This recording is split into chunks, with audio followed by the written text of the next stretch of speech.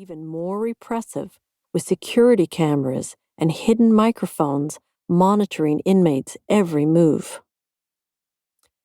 But the danger signs were not heeded, and the years of mistreatment, bitterness, and distrust ultimately created a human volcano inside the prison.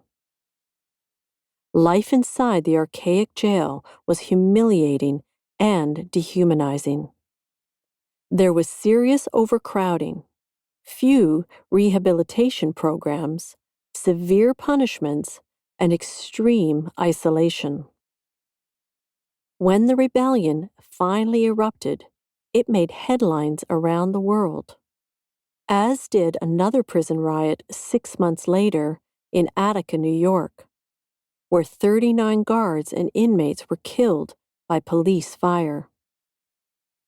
Fortunately, the Kingston Penitentiary riot did not end in the bloodshed of Attica, but it did cost the lives of 2 men and changed the lives of many more. Like many long-forgotten stories, I found this one by chance. It was a brief mention in the Globe and Mail's This Day in History column. Intrigued, I cut it out and added it to my ideas folder full of other scraps of paper. But there was something about this story that I was inexplicably drawn to. A desire to know more about what actually happened behind Canada's limestone fortress so many years ago. 6 months later, that small piece of newsprint became the inspiration for my first foray into historical nonfiction. I can now say, 5 years later, that I really had no idea what I was getting myself into. A few months into researching the story, I found myself driving to Kingston, the picturesque town on the shores of Lake Ontario, where Canada's most famous prison opened in 1835. The original facility consisted of a single cell block containing 154 cells.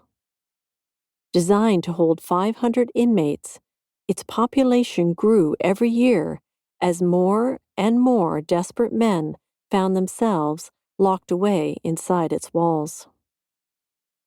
I was heading into the belly of the beast, having snagged a hard-to-find ticket for the Kingston Penitentiary tour. Since the penitentiary closed its doors in 2013, thousands have flocked to the notorious prison to finally get a look inside. But I wasn't just a curious tourist. I was a writer on a mission to find the true story behind the events of April 1971. I knew Kingston was the place to begin my research. After all, it was the birthplace of the Correctional Service of Canada. And Kingston Pen was one of the city's defining institutions. But by the time I drove back to Toronto 24 hours later, I was certain of only one thing. The ghosts of the 1971 Kingston Penitentiary riot were not going to be easily awoken. Although the riot had occurred decades earlier, I soon discovered this was an event that few were willing to revisit. The Correctional Service of Canada, which controls all federal penitentiaries, was quick to ensnare me in red tape. Calls and emails would go unanswered for weeks. Every request led to more forms and more delays. The Canadian Penitentiary Museum, which is conveniently housed in the former warden's office across the street from Kingston Pen, informed me that they had little information about the riot.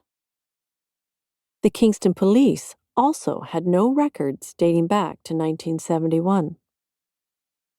Multiple trips to the Ontario Provincial Archives required more paperwork, freedom of information requests, and further appeals. When documents were finally received, they would often be heavily redacted.